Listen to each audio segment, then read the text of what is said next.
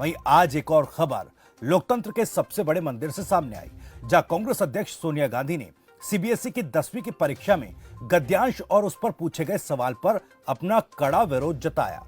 मामले ने तूल पकड़ा तो सीबीएसई को सफाई देते हुए सवाल को वापस लेना पड़ा।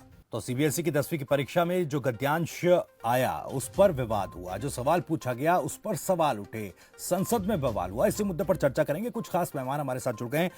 प्रवक्ता कांग्रेस नेहा चौहान हमारे साथ हैं, आशीष मान एजुकेशनल एक्सपर्ट हमारे साथ हैं और खेमचंद शर्मा नेता बीजेपी हमारे साथ इस वक्त सीधे जुड़ रहे हैं। लेकिन उससे पहले आपको दिखाते हैं कि आखिर इस पूरे गद्यांश में क्या कुछ विवादित रहा। ग्राफिक्स के जरिए ये जानने की कोशिश करते हैं। तो किन लाइनों पर विवाद हुआ? पत्नियों ने पतियों का कहना मानना बंद कर दिया, जिससे बच्चे और नौकर अनुशासनहीन हो गए हैं। इसके अलावा टीनेजर्स अपनी ही दुनिया में रहते हैं। बच्चों और नौकरों को उनकी जगह जरूर बतानी होगी। स्वतंत्र होती महिलाएं ही समाज की और परिवार की दिक्कतों का कारण हैं। तो संसद में जब विपक्ष की तरफ से मुद्दा उठाया गया, तब सीबीएसई ने इस सवाल को वापस लेते हुए यह ऐलान किया कि बच्चों का इसमें कोई नुकसान नहीं होगा। इस सवाल को वापस लिया जा रहा है और बच्चों को फुल मार्क्स दिए जाएंगे।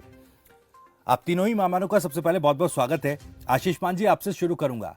अब सीबीएसई ने फैसला लिया कि इस सवाल को वापस लिया जा रहा है, बच्चों को तो फुल मार्क्स दिए जाएंगे, बच्चों को नुकसान नहीं होगा। वो कह रहे हैं कि अब चूंकि इस पर सवाल उठ रहे हैं, इसके बाद जो एक्सपर्ट हैं, सब्जेक्ट एक्सपर्ट हैं, उसके पास ये सवाल भेजा गया, उनकी सिफारिश पर वापस लिया गया है। मैं जानने की कोशिश कर रहा हूं कि क्या किस तरह का पैटर्न है, किस तरह से एग्जाम सेट होता है, क्या शिक्षा विभाग मंत्रालय इसकी समीक्षा नहीं करता? देखिए, इस वाले प्रश्न को मैंने कई तरीके से इसको जानने की कोशिश की। कॉन्टेक्स्ट क्या था, कैसे रखा गया है जी।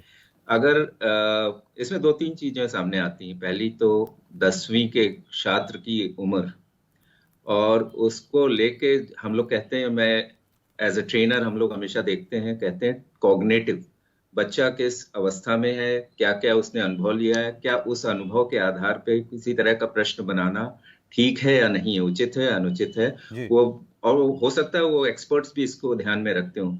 तो मुझे ये लगा कि अगर ऐसा प्रश्न की ओर तरह किया जाता तो अलग बात थी, लेकिन पैसेज को रख के और उसमें प्रश्न डालना वो एक अलग बात हो जाती। वो थोड़ा मतलब उसकी आवश्यकता तो मुझे नहीं लगती कि इस तरह के प्रश्न, इस तरह के पैसेज की जरूरत पड़नी चाहिए। बहुत सारी चीजें हैं जिस पे हम लोग प्रश्न कर सकते हैं या पैसेज दे सकते हैं जी। तो मुझे अभी तक कॉन्टेक्स्ट इसका समझ में नहीं आया, और मतलब उसकी जरूरत भी नहीं खासा। दूसरा जो मुझे ये लगा कि अगर इसमें मुद्दा, आजकल मैं कहता हूं कि मुद्दे को मंजिल तक पहुंचाओ। अगर किसी चीज को मुद्दा ना कह के किसी पे प्रश्न करा भी जाए जी। तो थोड़ी सी ये भी बात होनी चाहिए देश में, और जबकि संसद में हुई है। तो मेरा ये आग्रह है, निवेदन है लोगों से और खासतौर से राजनीतिज्ञों से, कि जब भी आप कोई चीज, क्योंकि हम लोग आपको देखते हैं, आप हमारे नेता हैं, तो जब भी ऐसे मुद्दे जो कि बहुत सेंसिटिव हैं, उस पे सोल्यूशन की भी बात होनी चाहिए कि आगे ऐसी चीज दोहराई ना जाए। जी। केवल मुद्दे को वहीं पे छोड़ देना, एक हाइप तक ले जाके, बहुत सारे मुद्दे पड़े करा रहे हैं कहीं ना कहीं, उसमें देश पूरा उलझ जाता है, उलझ के वहीं पे छूट जाता है। तो जब ऐसी चीजें आती हैं तो ये एक साथ में एक प्रश्न भी लाती है कि जब भी ऐसी चीजें देश में घटित हो रही हैं तो एक अपॉर्चुनिटी, एक अवसर है हमारे लिए कि इस पे अब कोई सोल्यूशन दिया जाए, इस पे कोई किसी तरह के स्टेप्स बनाए जाएं, प्रोसेस बनाए जाएं, जिससे ये दोहराए ना जाए या ऐसी गुंजाइश ना बन पाए। तो आपका अगर प्रश्न ये है कि ये सेंसिटिव था, यस बिल्कुल है।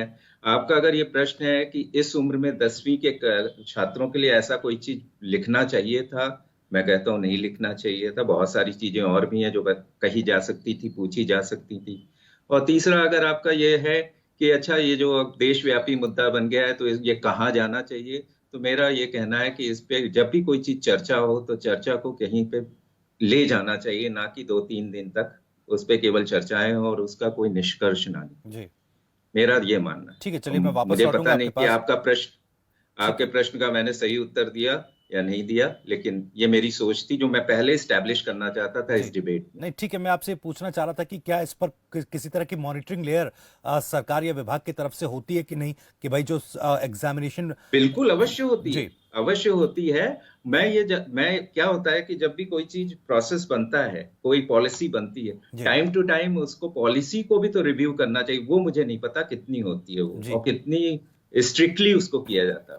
नेहा चौहान जी, सोनिया गांधी कह रही थी कि भाई ये तो जो बीजेपी की विचारधारा है, संघ की विचारधारा है, उस तरह से काम कर रही है सीबीएसई। जी बिल्कुल सही कहा है उन्होंने, क्योंकि हमने ये नोट किया है कि जिस तरह का पैसेज यहाँ पर आया है, ये बच्चों से ये कुछ पूछ नहीं रहा है, उनका चरित्र निर्माण में सहायक नहीं है, उनके नौकरी में सहायक नहीं है, वो एक विचारधारा उन पर थोप रहा है। पहले किसानों के कंधे पे, फिर बच्चों के कंधे पे, किस किस के कंधे पे हम किसी राजनीति के करोगे? सीधा सीधा देखिए, आपके राजनीति कंधे पे रख के कोई विकास काम की नहीं हो राजनीति रहा है। करो। सीधी सी आप बात है राजस्थान में कि हम महंगाई की रैली देश के करते हो, लोगों के सबसे साथ ज्यादा वहां खड़े पे हैं, वेट होता जो भी है। देश के लोगों। बहुत बहुत शुक्रिया नेहा चौहान जी आपका, आशीष मान जी आपका भी बहुत बहुत शुक्रिया, और खेमचंद शर्मा जी आपका भी बहुत बहुत शुक्रिया। आज आपने वक्त निकाला और इस डिबेट के लिए हमारे साथ खबर फास्ट पर आप जुड़े।